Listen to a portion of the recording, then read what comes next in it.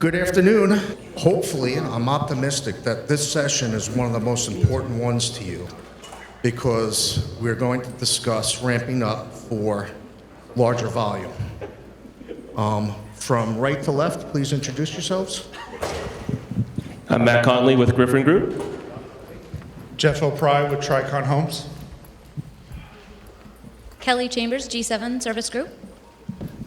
Clellan Kane, Aremco. Charles Treffry, Essex Mortgage. Jason Radziminski, Northern Ohio Field Services. And I am Bill Garrett from Innovative Field Services. I wrote out way too many questions for 50 minutes, so we're going to try and speed it along here a little bit. We're going to start with Charles. Charles, what signals are you watching right now that indicate volume is about to increase? And how much of that visibility actually makes its way to your vendors?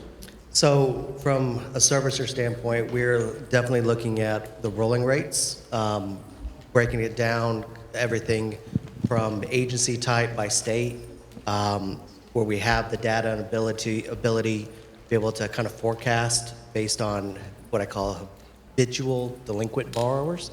That's a big word for me. Going through that and be able to kind of scale what is expecting.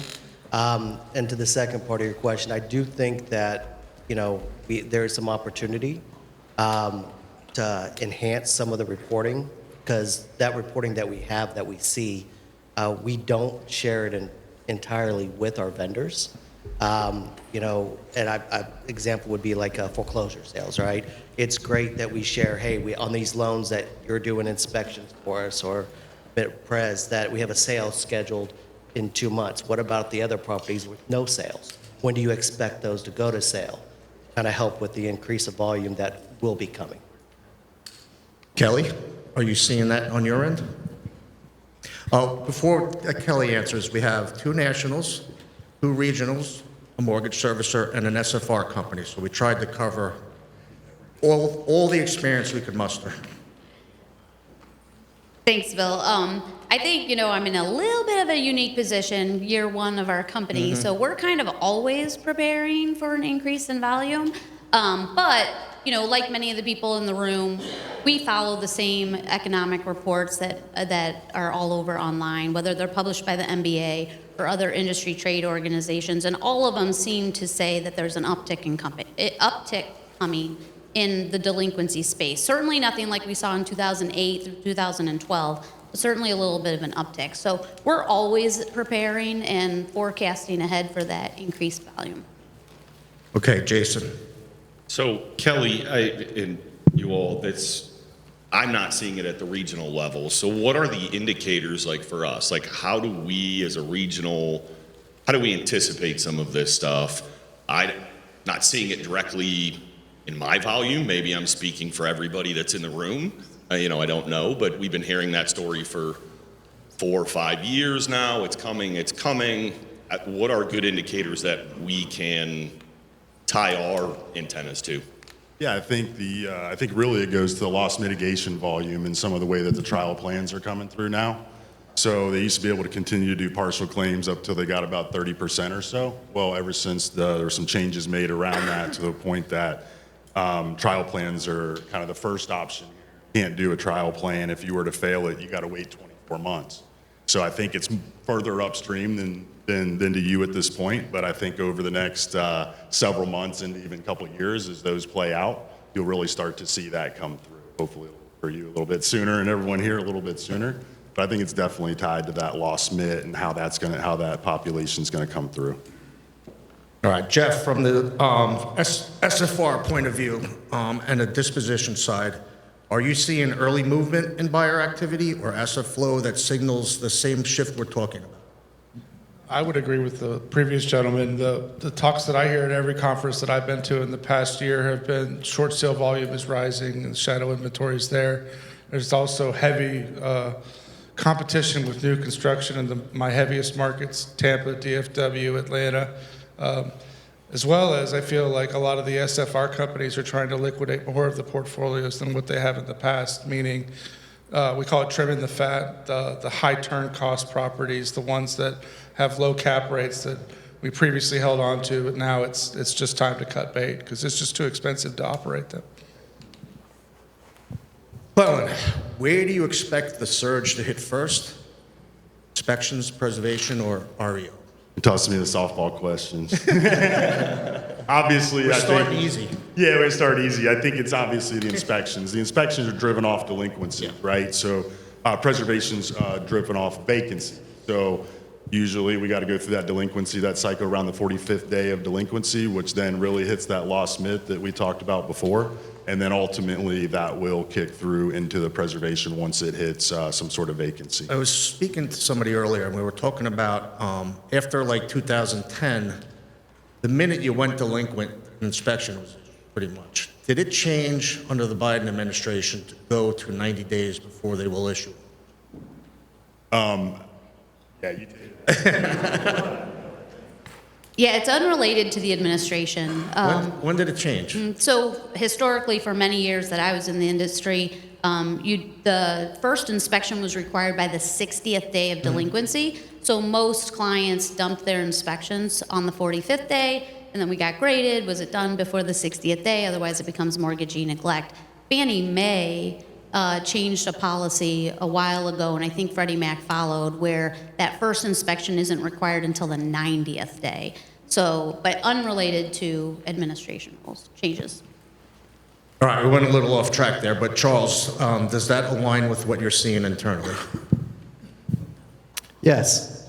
We're speeding it up now. Matt, what are you gearing up for on the ground? From a regional perspective, I agree with Jason. It's hard to predict volume because we are at a level where we're not, privy to some of the discussions at the national level. So, for us, we've had to go outside the industry, and we diversified into other businesses like home renovations, vacation, like VRBO stuff, and we did that to keep our vendor engaged.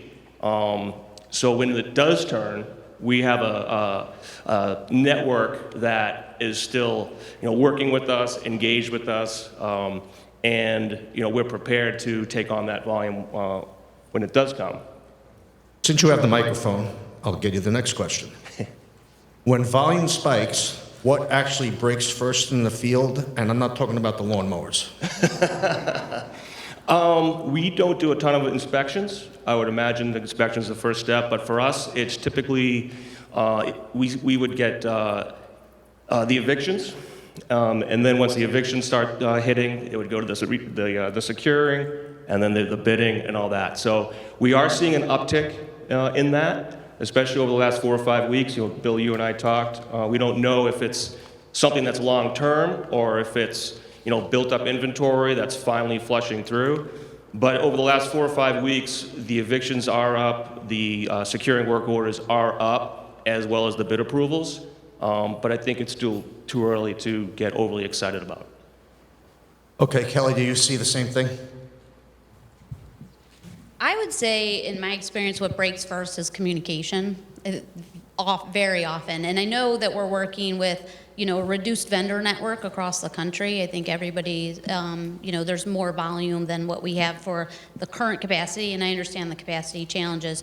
But I think as a result of that, the field crews tend to overcommit. And that's great. You're going to tell us, hey, I'll do the work order. But the overcommitment it leads to other additional communication breakdowns down the line. They're not saying, I can do it, but. And we really want to hear the but. So the communication is a big deal. And then I think secondary to that, after the commitment date has been passed, and now we're late, and now we're calling like, hey, we need your help. When are you going to get this done? We might need to reassign the work order. It's, oh my gosh, don't reassign. Now I'm going to rush to get it done, and then we have a quality issue that fails. So I think just being honest up front and, owning, hey, I can do it, but tell us the but so that we can transmit that information to our clients. Yeah, I was going to play off that because I think communication is number one whatsoever, but I think automation around that. So how do you help the communication? I think, being out in the field with the app, using the app, taking the pictures, uploading the pictures, and trying to find ways. I mean, you can staff But to get people up, get them trained, and do all that, you have to be ready to action now. That's going to take time. So I think communication, and along with the automation that's there, and using those tools that you have, are the first place to start to help that break. Yep, without a doubt. And So Bill, I'm going to jump in here real quick because since Kelly and Clellan got the softball question, the fun one is what breaks, first. And I think for all of us that are regionals in this room right now, what's breaking is gas prices. My network is hounding me right now. What does that look like for you all, and how do we combat that as we go into this? Hey, you want us to build, we want to communicate, we want to see the volume, but how do we help navigate some of that as people are already asking for the likes of gas stipends and things like that happened during COVID? How do we mitigate that a little bit? And that's what I would like to add to. Like, to me, from a seller's point of view, the three main things that I've always looked at was quality, speed, and cost, right? Which one breaks first? And to your point, with costs going up across the board, that's the number one thing that I see is change orders for increased money due to materials going up or gas prices, labor shortages, et cetera. So it's always, you can never truly master it long term, those three, but what two do you try to get done the most frequently? And it's usually driven by internal business objectives. And Charles, since everything starts at your level, I'm going to let you chime in on this too, but back to Kelly's point about overcommitment. The vendors overcommit because they can't afford to lose that work just because they can't get to it within 4 or 5 days. Yeah, I do agree with Kelly. What we will see is quality. It'll start trickling in from when we go to pay an invoice. Where's the proper support on the items that are caught? We'll see it later on when it gets to the claim, mortgage claim, right, insurance claim.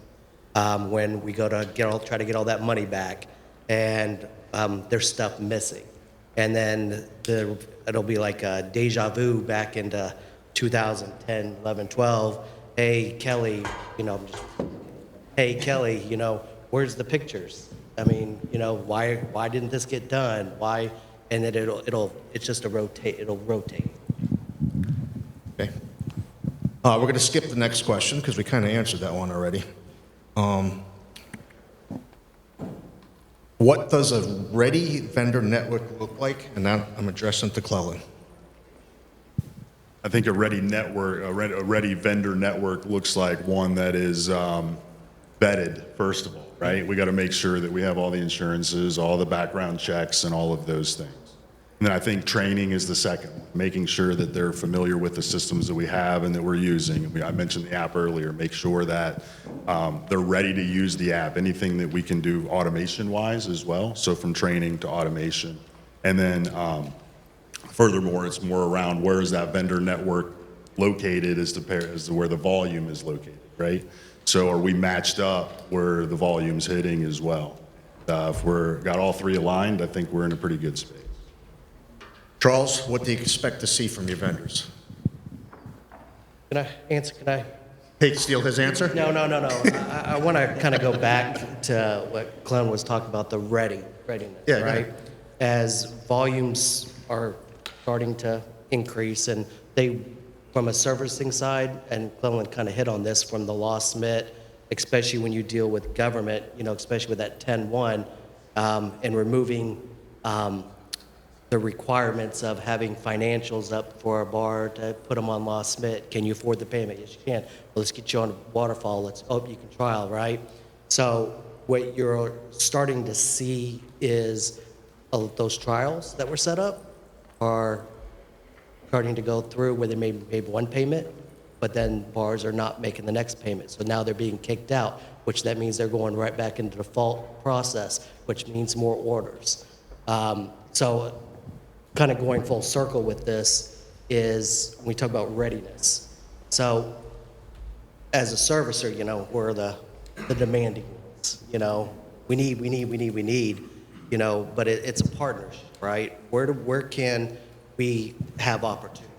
I was talking to some Clellan about this as an example. Like with conveyance properties, ICC, unfortunately, I can't get the property conveyed so fast, so I have to work on title, and then I'm not sure that it's in any conveyance condition anymore. Well, there's standard inspections, and then there's a cost to servicers, the ICC Act. Why not, hey, Charles, instead of me charging you an inspection plus the trip charge to send somebody out there, why don't I add it all in one and just increase the inspection plus that, which also saves on gas. I do believe there are some opportunities out there, and we really need to start looking. Okay, Matt, this is a little bit of a two-sided question. What makes you stay loyal to your client network, but also, I think, more importantly, is what makes your vendor network stay loyal to you after the last few years? Low volume. Yeah, that's sort of how I took the question, Bill. First, we try to keep them busy, which is why, with volumes being so inconsistent, we've had to sort of create volumes on our own by driving different businesses. But second, and this is something that we can all control in this room, and that's sort of have better communication. A lot of times you get work orders and you don't even know what they're asking. Or you'll get 20 different work orders for one property. When those types of things, when you're dealing with the vendor in the truck, with the phone app, having to open up 20 different work orders for one property on one day, that's a lot. So what we try to do is make their lives easier. We'll take those 20 work orders, we'll bring it into one work order, we'll take the 50-page instructions, condense it down to 4 paragraphs. This is what you really need to do. This is what you really need to bid on. And be accessible. They always know they can pick up the phone. They have our cell phones, they have our office lines. If they have questions at a property, they know they can reach us. I think that's the biggest thing, is trying to make their lives as easy as possible. And then, of course, pay them. Or prepay them. Yeah, pay them. Don't mess with the money. They did the job, pay them. Don't make them wait. A lot of times we'll pay our vendors before we get paid, and that goes a long way. All right, thank you, Jeff. From your perspective, what separates assets that sell quickly from those that sit, and how much of that comes back to vendor performance? Okay, so we took on the HPA portfolio, or Home Partners of America, about a year ago in January, and we found that they were waiting to do lender-required repairs until close of escrow.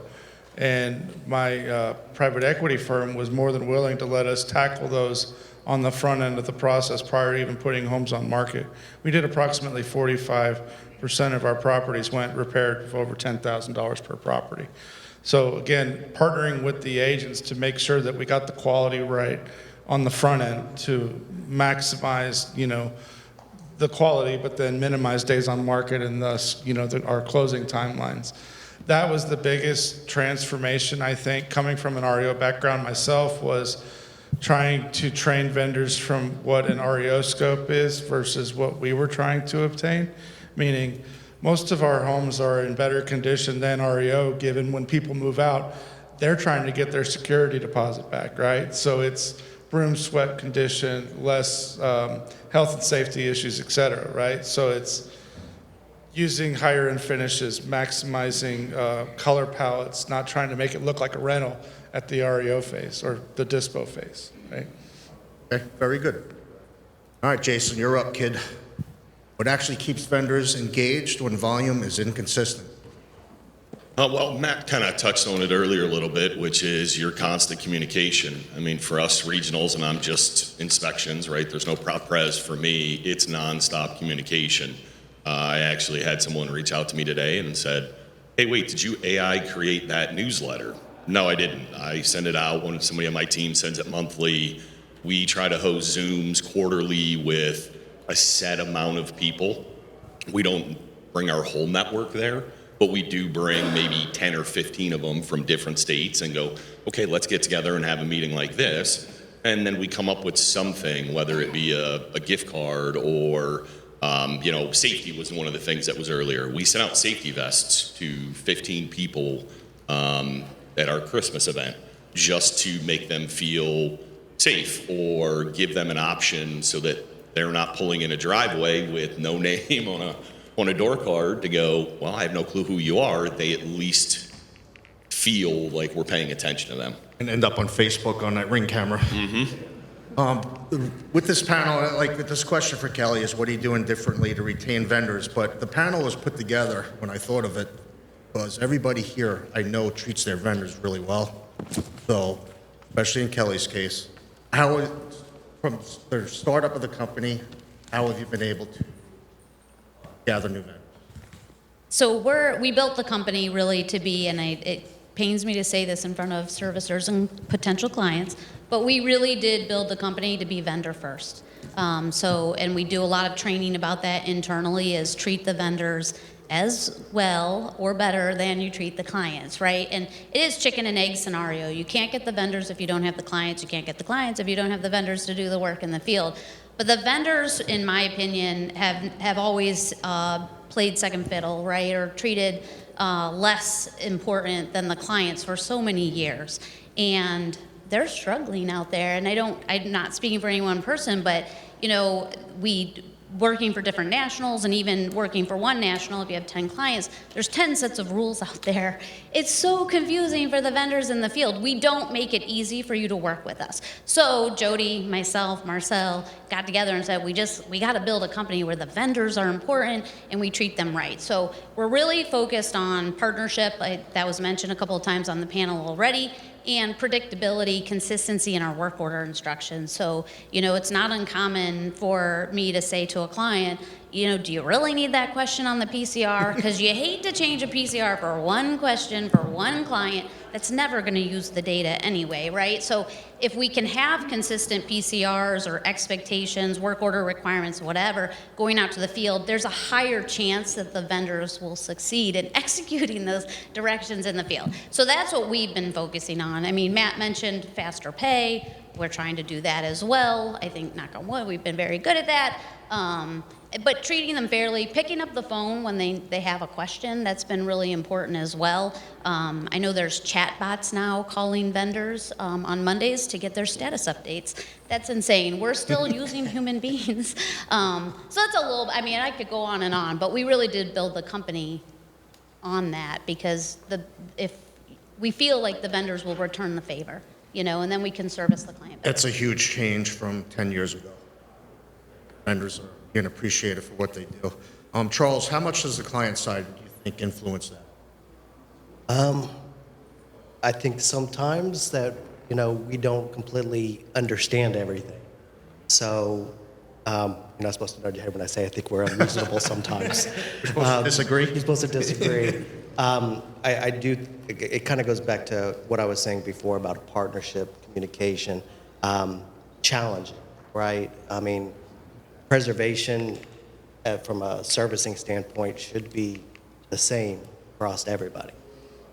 So the question that is always asked back is, well, why are we doing this way? Why is A company doing it this way? Why are we all not doing it the same?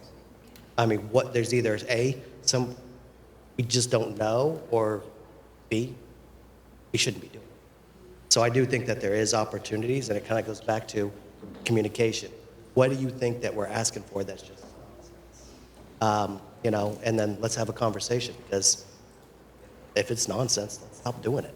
Yeah, I think this industry is struggling with legacy rules, and we built rules for protocols to protect ourselves from one bad thing that happened 10, 15 years ago, and we keep holding on to that rule, and it's not relevant today, right? There's better training, there's better communication, there's better engagement from the servicers.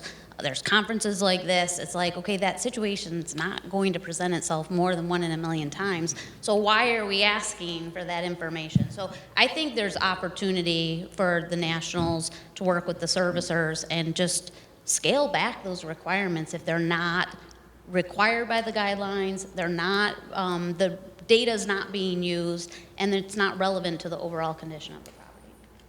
So, follow-up question. So, sorry, Bill. Oh, go ahead. So, follow-up question.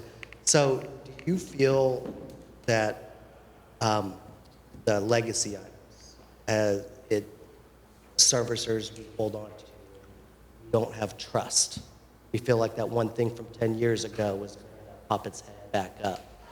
So, in those cases, I mean, does that go back to how do you make it feel great? Because for me, honestly, I want to just talk to the vendor once, maybe every couple weeks, and just let me know if something happens. But what I will say is, from the servicer side, that's not how it works. Spend a lot of time, and not just preservation, a lot of oversight on vendors. The question comes back, you know, if I'm paying for a service, know the rules, make it happen. How do we get there? I think that's an opportunity. I think that's an awesome opportunity, and I'm glad you brought it up. I think that there were very valid, 100,000% valid reasons the pendulum swung so far, right? In 2008 to 2012, and maybe a little bit beyond, there were a lot of bad actors out there, right? We needed anybody and everybody that had, you know, blood cells to go out and cut grass and do inspections. And so there wasn't the vetting that you see today. And even back in 2008, 2010, whatever, to get onboarded with a large servicer didn't require a lot of paperwork as a national. Today, we produce our social security numbers and our birth certificates and blood tests and background checks and COIs and all that stuff. So I think there's a lot more vetting of the field vendor in the field today than there was in 2008 and so on and so forth, as well as more vetting of the nationals, the regionals. So I think there are more protections, certainly today. I think the onus is on the nationals, the regionals, the vendors up here to prove that we're providing a quality product, so that the pendulum can swing a little bit back towards the middle. You know, we went really extreme on some of the requirements, and we have better technology, better vendor vetting, better work order instructions, better everything. I mean, we have digital photos today, you know, so we know the geolocation of where that photo was taken and if it's at the right property. Those types of technologies didn't exist, you know, back then. So it's just time to kind of put the pendulum back in the middle where it belongs. And Charles, I mean, so for us as a regional, I don't get your attention. You don't get to hear from some of us in this room that PCR form and the fact that an inspector can go out and do 40, 50, 60 inspections a day, but then they got to go home and they have 80 questions to answer and 80 photos to label. And I know there's some tech that's being rolled out to maybe help some of that, but how do we affect change for the boots on the ground, not just connection with Kelly or other, you know, nationals in the room? How does somebody who's out in the field get a seat at the table to say, hey, I'm the guy actually doing this work, boots on the ground.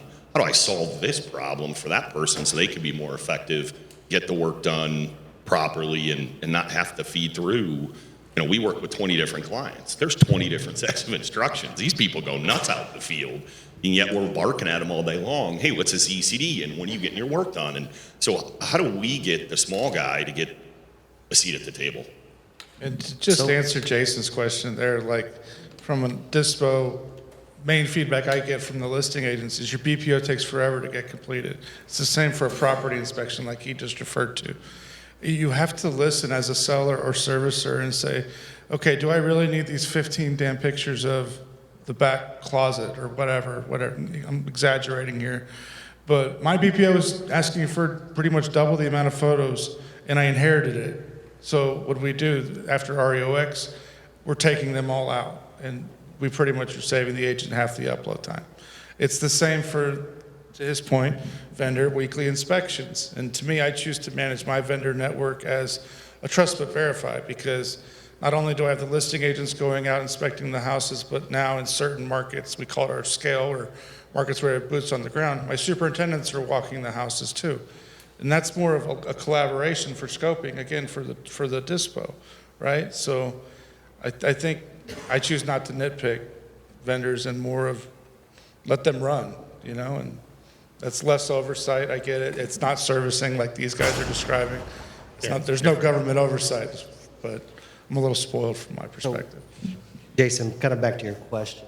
You know, one, I would say that if you're not talking to me, that's always a great thing. The people in this room that do talk to me, you know, every other week, they would probably say, hey, if you're not talking to Charles, that's actually a really good thing. He's leaving you alone. I think the items about how do you influence change, right? I think this kind of goes back to where your teams have to work with vendors, our vendors that we hire, and have those conversations. It doesn't make sense. You know, like brought up, why do I need 20 pictures of the closet?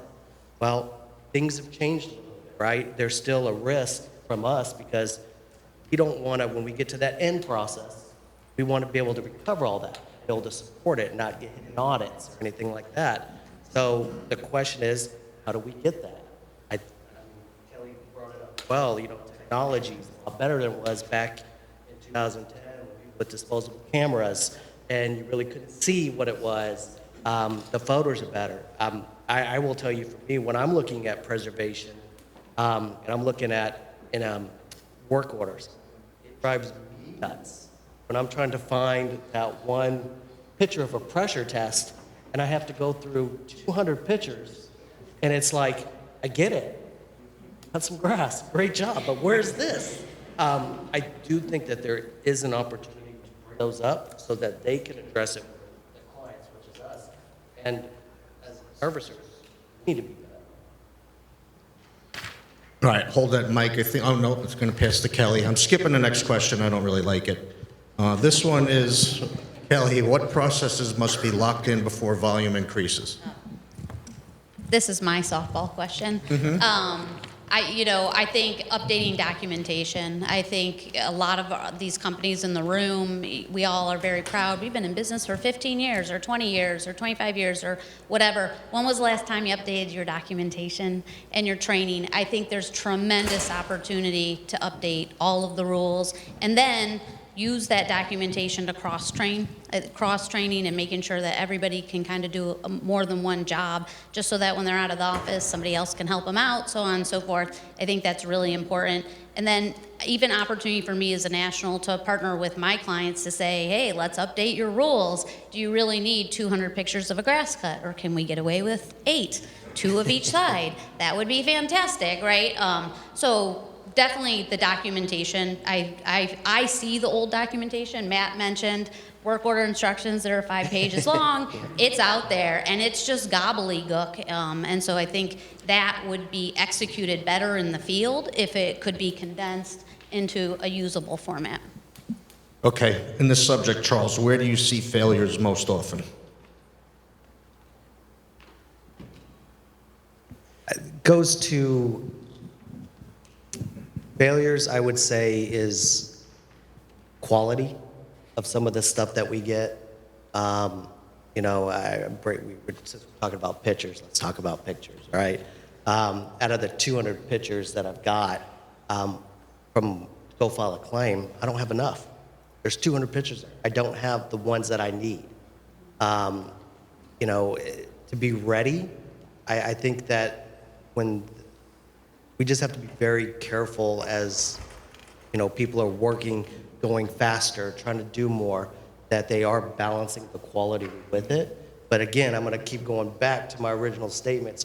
We have to find ways to take some of the time of the stuff that they're doing that's unnecessary, get those removed, so that, instead of doing this 50 different questionnaire, I'm doing 5 questions and I'm paying more attention to that spider that I had to kill, and I got a picture of it and that I'm charging for it, so I have the proper support. I think there's an opportunity there.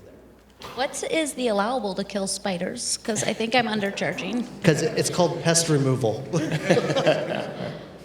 You kind of segued into my next question, but first, Jason, where do unclear processes hurt execution?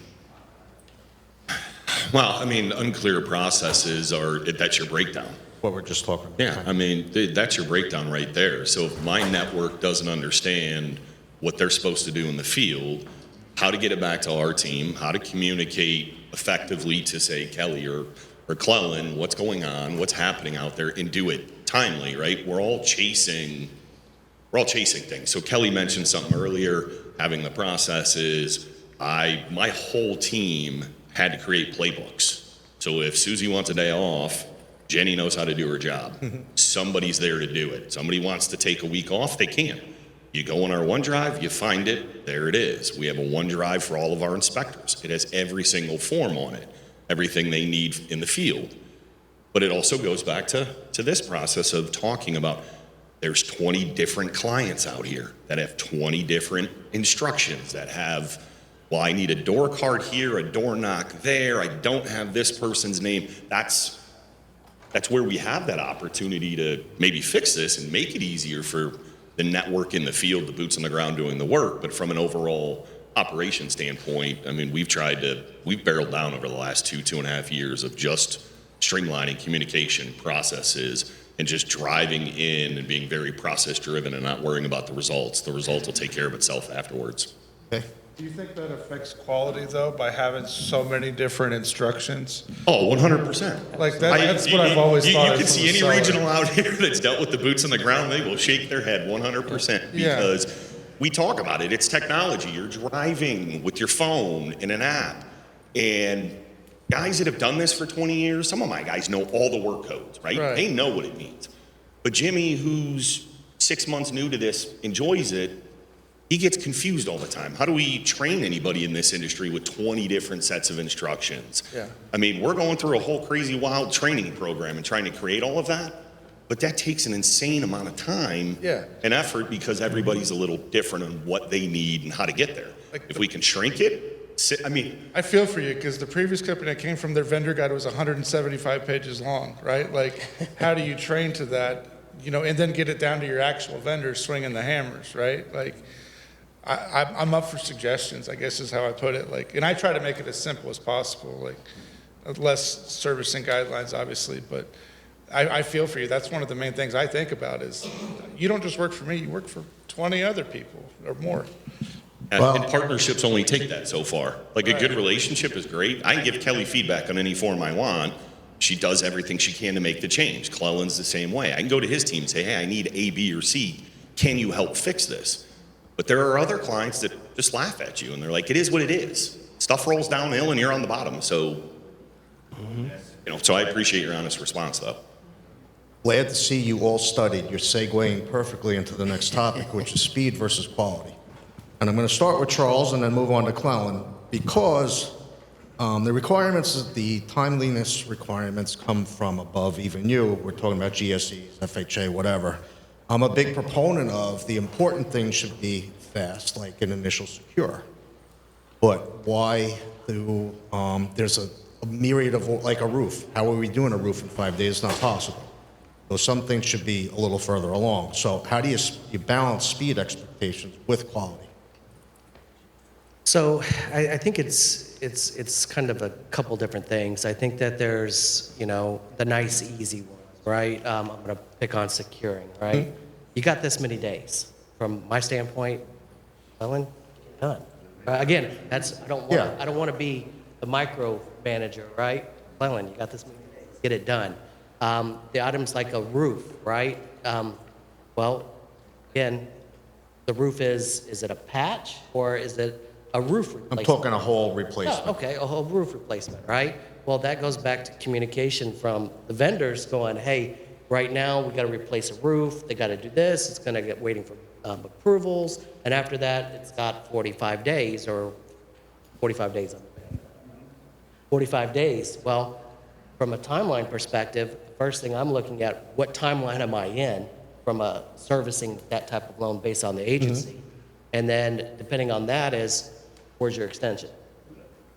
Where's your extension? Where are you, because if you can justify it to me, you should be able to justify it to HUD. Yep. And if HUD pushes back, they have an escalation process. And what I've seen get better is preservation vendors, I work with, is they're pushing back to HUD. They're escalating them up because now they know as servicers, we're watching every penny. Because depending on what type of work product we have clients. I mean, it kind of works there. So they're watching one. So, and I think that type of transition, I'm seeing better results of extensions, justifications. We still see, the problems of, I got a denial, and I'll go look at it and go, I deny you too. You're not telling the story. And I think that's a big opportunity. But back to the original question. It kind of goes back to, one, it's the communication up front that, Kelly or Clellan has to do with the servicers and set those expectations, but then on again, meet those expectations. If you say it's going to take 45 days, get it done in 45 days. Don't come to me on day 44 going, oh, I got to push it out another 65, 90 days, because then I'm going to be like, well, that makes no sense. You understand that I'm holding a warehouse line. I'm paying interest on everything, I mean, every day is costing me money. So, but it really starts with setting realistic expectations. Okay. Same question to you, Clellan. Yeah, no, I align with Charles here very much, and I think there's really two paths, right? The first is getting in there, securing it, making sure you got the photos, and the things that you can get done that are done within the allowable, get them done, knock them out. That gets them done. And back to the roof thing, with us, it goes into a licensed services. So we have a construction team that kind of manage those licensed services, whether it be the roof, plumbing, electrical, some of those more experienced type items. But, if it's going to be 45 days, okay, why is it going to be 45 days? Because you got to order the material. It's going to come in 3 weeks, and then it's got to be on site. You got to be on site to install. That's an easy fix. I can file an extension for 45 more days to that point. If I can lay out that timeline, it's almost 100% approval in those kind of scenarios. The problem becomes, to what Charles said, you call me on day 44, and you don't have the materials, and maybe they got delayed. Maybe they're on a ship coming from somewhere. I get that, but it's hard to get those deadlines when you're up against it. If we're proactive, we know what it is. We've got all the allowables knocked out. We've got a couple of these larger items that we need to get done. We can manage those much easier than the other things like, oh wait, the grass is 48 inches and I'm getting ready to convey this property. Now I'm getting a bid to cut the grass. There's nothing that drives me more nuts than that between my team and our vendors. Let's cut the grass. Let's get it done. That's going to grow. You submit me a bid. Let's try and get that bid approved now on our end so we can get it done, get the grass cut. Because if I go to HUD, wait, 3, 4, 5 days or longer, that grass is going to be longer now, and then you're going to come back to me and say, oh, that bid was good for last week. Yeah. And so those are the things that as vendors, you need to be helping me manage. I need that grass cut now. So we can get it on cycle. We can go through our twice a month cycle, get that done. And then that's not a problem with the roof or the electric or something like that. We get approvals on, get it managed, and meet our timeline. Okay. Matt, from a regional perspective, and then Jeff, I have a different question. I find this fascinating because from a regional perspective, dealing with the boots on the ground, you have to understand over the last 10, 15 years, there's a fear factor with the boots on the ground. They're so afraid they're not going to be paid. So if they get, the first work order where it's change 2 locks, do a lock box, and there may be 10 pages of, you can do all this stuff to save time and conveyance. There's a fear factor that if they do it, they won't get paid. Because one national says, nope, just change the locks and submit bids. Another national say, change the lock, do a lock box, do the wint and submit bids. Another national say, no, we move the first 12 cubic yards and submit bids for the rest. There's so many different instructions out there that the default for the vendor in the truck is, I'm just gonna submit bids.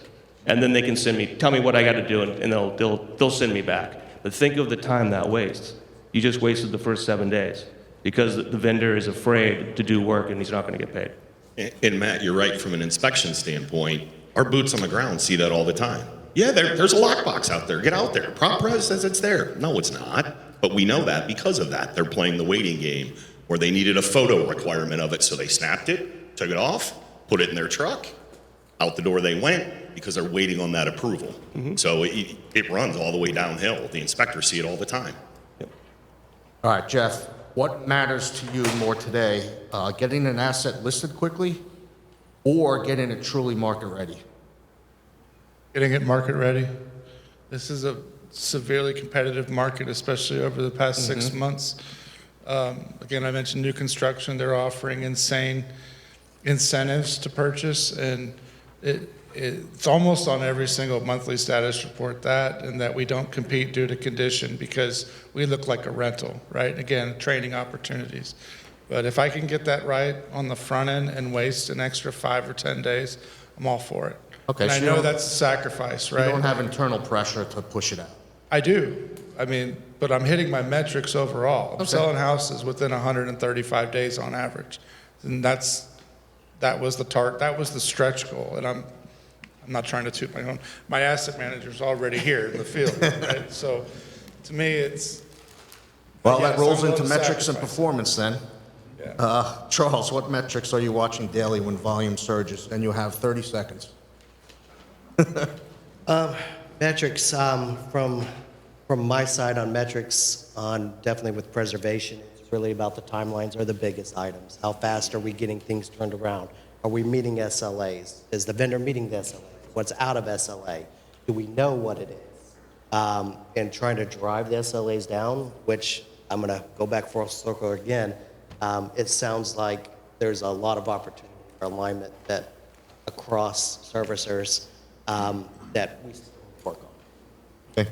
The next would be either Clellan or Kelly. Could answer to that too, please? Whoever's got a microphone. You need the question again? What metrics are you watching daily when volume surges?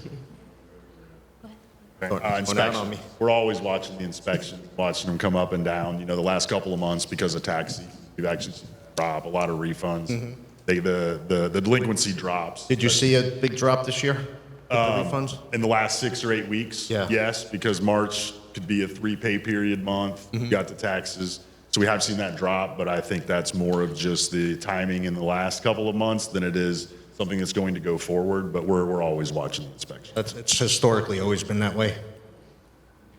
Okay. Charles, where do companies get into trouble during high volume periods?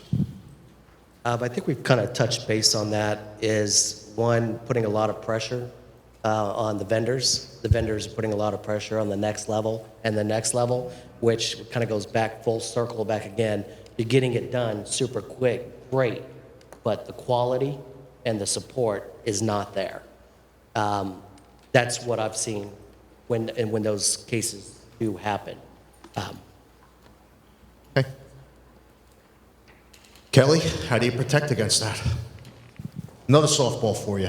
Yeah, I mean, it's going to come back to relying on your policies, your processes in place, the documentation, cross-training, and the technology. So I think you just have to make sure that your foundation is built very strong, and then constant check-ins with your clients, your staff, your vendors on executing to those rules. So just reminders, constant reminders of what the policy or process is.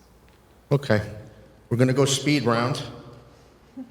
The closing question is, volume doubled in the next 6 months. What's your first move? We'll start with Matt and work our way this way. I would do a road show to try to meet as many vendors face-to-face as possible. My volume's tripling already, and I would say that bringing on core vendors that my agents already have comfortable relationships with in the markets that I haven't sold in over a year. Okay. That's what I'm doing, so. I would say prepare early. Like, look at your documentation today. I'm going to sound like a broken record. Look at your documentation today. Are your policies black and white? Are the work order instructions clear so that you can just execute on the foundation that you've already built?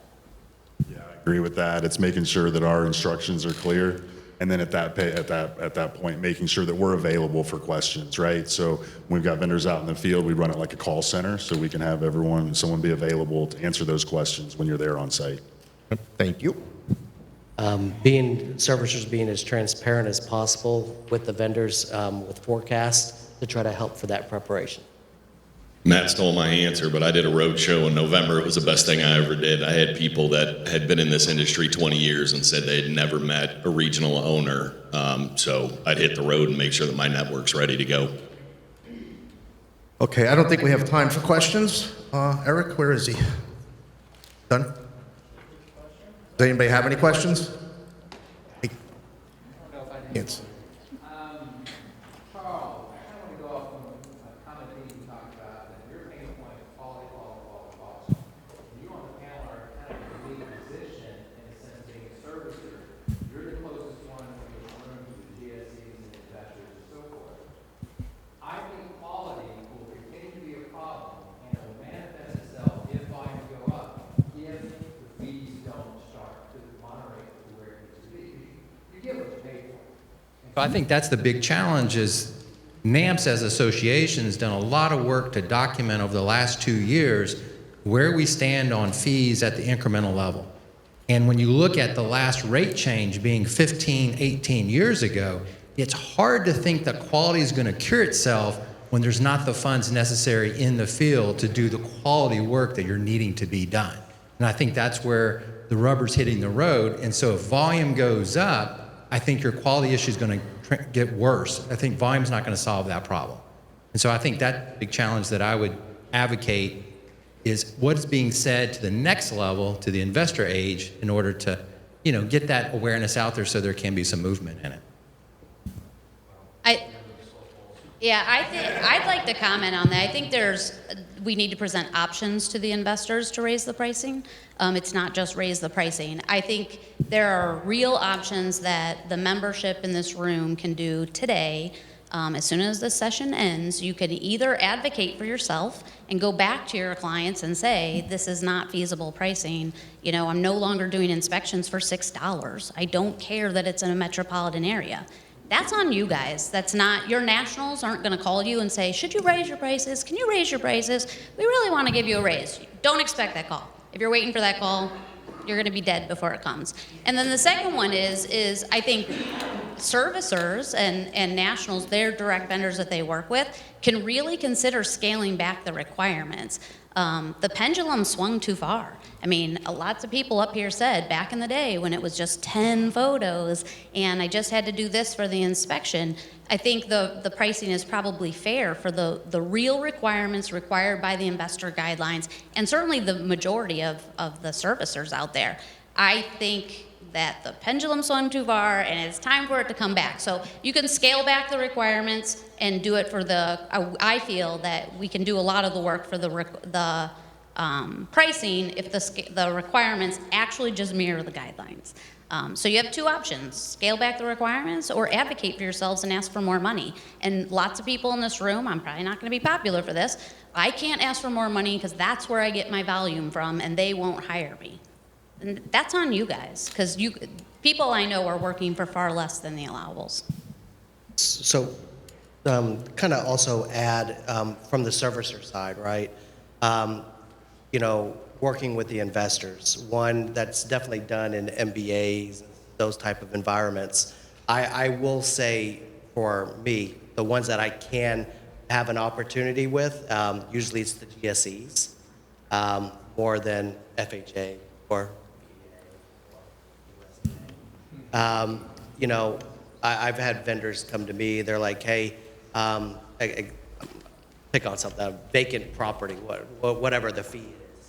And, listen to what they have to say, and then I go talk to the people that make those decisions, that do the over allowables for Fannie Mae. I know they have their own part that they apparently update all the time about what the actual costs are and everything.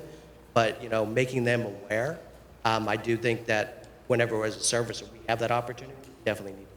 Thank you, everybody. I appreciate it.